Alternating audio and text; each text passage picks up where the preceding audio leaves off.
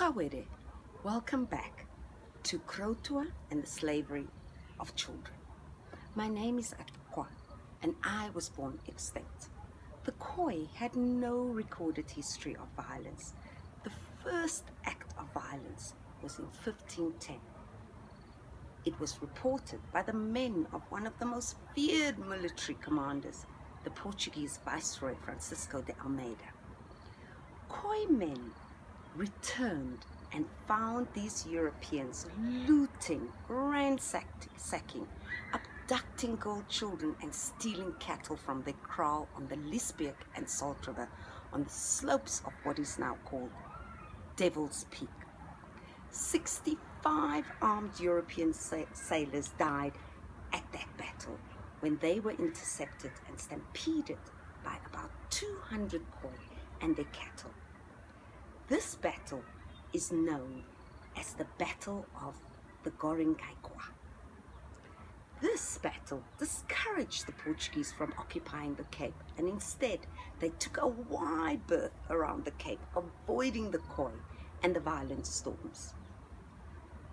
The Dutch and the English, however, continued to stop over. There were several shipwrecks and the sailors would sometimes stay up to a year. There was another clash in 1632 with the Dutch group where over 30 Dutch sailors died, souring the relationship between the Khoi and the Dutch until 12 years later when the Year 17 ship with 250 men crashed into the rocks at Millie Point. They were rescued after 4 months. Those shipwrecked at the Cape were entirely dependent on the Khoi's hospitality for their every need and their survival. The natural environment of the Khoi in the Cape was teeming with animals such as the African buffalo, lions, cheetah, rhino, hippos, baboons, the Cape cobra, puff adder, bergadder, rinkels, and black and brown button spiders. Then, in 1647, in another incident, a Dutch ship hit the sandbanks. They stayed for a year until 1648, and during their stay, they started building a stone structure. This very group reported to the Year 17 when they returned to Holland that the Cape was a perfect place to conquer, colonize, and exploit. And the fate of the Khoi and the Sun was sealed. In 1651, the Dutch government instructed the Year 17 to find the best agricultural land and establish a presence in the Cape to benefit from the revenue from passing ships. By the early 1700s, the absence of women in the Cape became increasingly problematic. By 1717, there was still an obvious imbalance in the ratios of both enslaved and settler women. Very few Year 17 employees were allowed to bring their wives to the colony. In 1668, a raid off the coast of Guinea secured 174 slaves, and another raid secured a group of 228 Angolans. From the captured Portuguese ships, 37 were women. The only free women were the wives and the daughters of the French Huguenots, who were given the first free passage and free farms and free everything in 1668. By 1749, there were 334 men to every 100 women at the Cape. Marriages between locally born French, German, and Dutch settlers and free slaves became common. Settler women were married as young as 14 and when it was acceptable to bear a child. They would often be married off to older men who would die before them and married 2 more times, resulting in very many rich widows. Because of the small European pool, there was an abundance of family intermarriages. Entangled cousinry became popular among Europeans. By 1771, almost all settler families were related. The marriages of the Klutis, van der Merwes, van Staudens, van Rensburgs burgers and botas produced up to 16 children per family. The marriages between first and second cousins and even uncles first caught the attention of the Cape government. When General Janssens arrived in the Cape in 1805, more than a century after pedophilia and inbreeding became normalized, he commented that to cure the scourge would be wise to banish root and branch 4 of the principal families of the Cape: the Van Reenens, the Kloeties, the Breda's, and the Extincts. This incest was considered unacceptable by the British, who found the original invader lazy and slothful. This only drove the original invader and their practices underground, away from the critical eye of the British. 1,500 enslaved women and girls were imported from East Africa, Madagascar, Indonesia, and India. Just over 1,000 captured people and indigenous women are recorded to have been married to settlers between 1652 and 1795, while only 2 former enslaved men married settler women. By 1658, after a spate of slave desertions, the atmosphere on the Cape was tense. In 1658, a group of company employees captured people and convicts escaped. In March 1660, a group of 41 slaves, including free burghers, convicts, and enslaved people, escaped the settlement. Van Riebeeck accused the Khoi of helping them, and regular raids became the norm. From the 17th century, Dutch soldiers kept concubines and sex slaves. The Dutch also bought Asian women on slave markets where they were advertised as brides for sale. Married slave owners lived simultaneously with their wives and concubines under the same roof. They were often domestic drama. The owner often had to protect the enslaved person from the jealousy of his wife. These women were beaten and tortured in the absence of their master. Much of the violent beatings were done by settler women, who often demanded their male slaves restrain others while beating and torturing were done. Much of these beatings resulted in death. In the 19th century, in the romanticizing of the white colonizer, historians gave much attention and portrayed white European women as heroines and martyrs, and African women as passive receivers.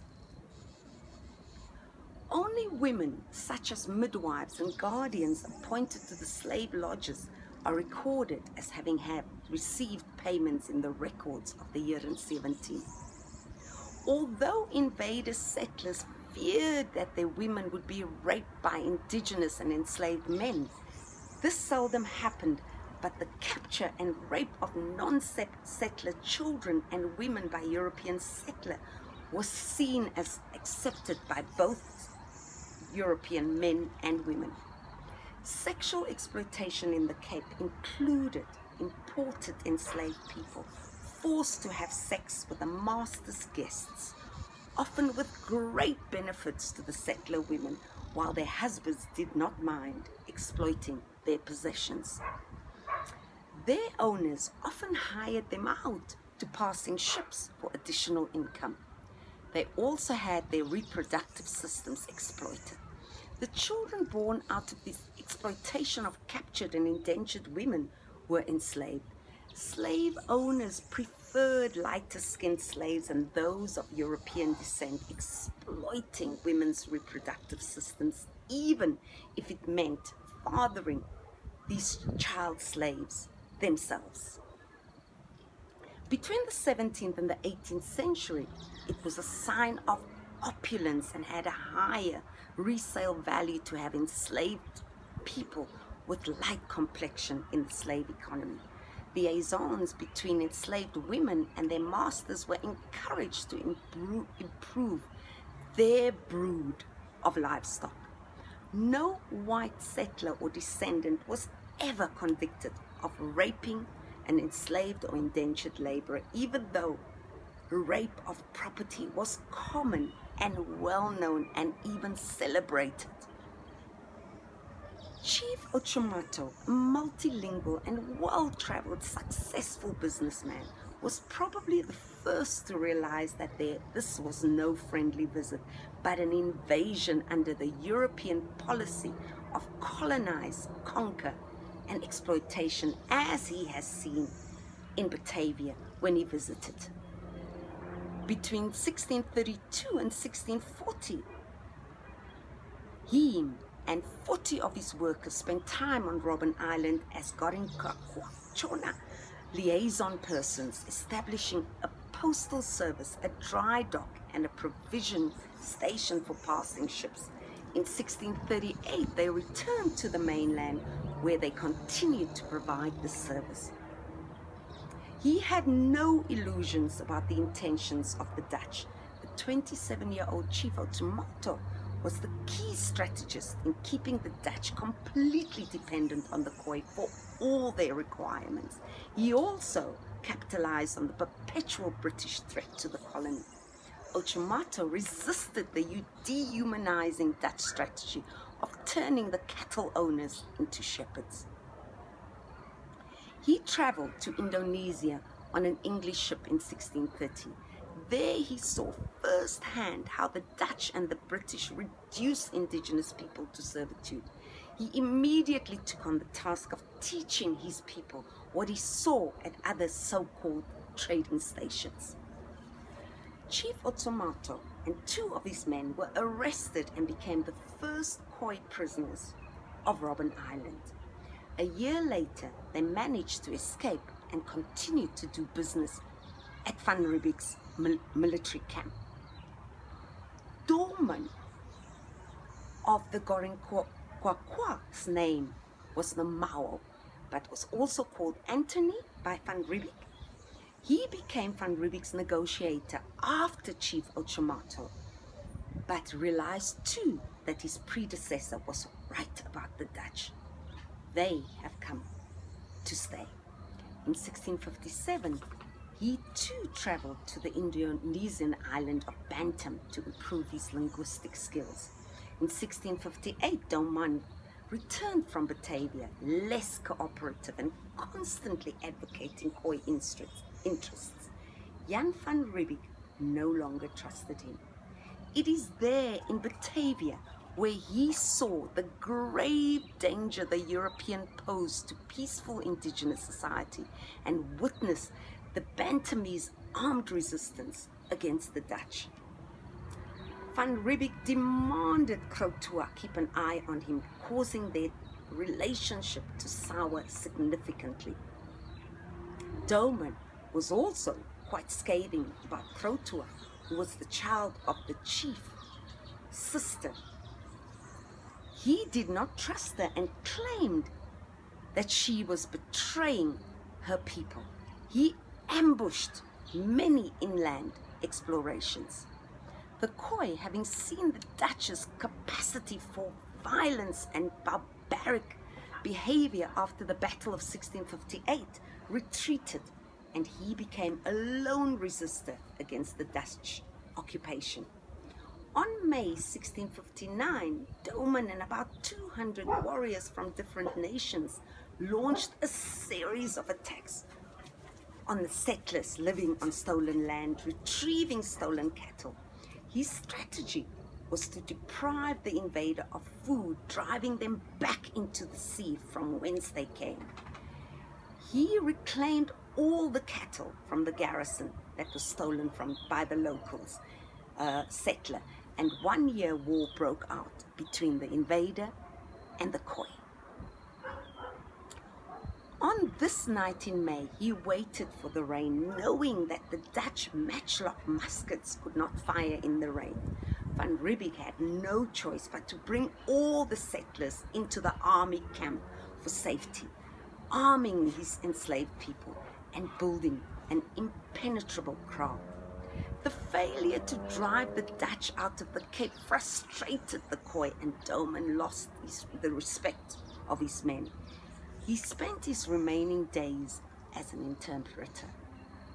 When he died in a hut outside the army camp of Jan van Riebeeck in 1663, the year and 17 diarist recorded, "For his death, none of us could have cause for grief, as he has been, in many respects, a mischievous and malicious man towards the company."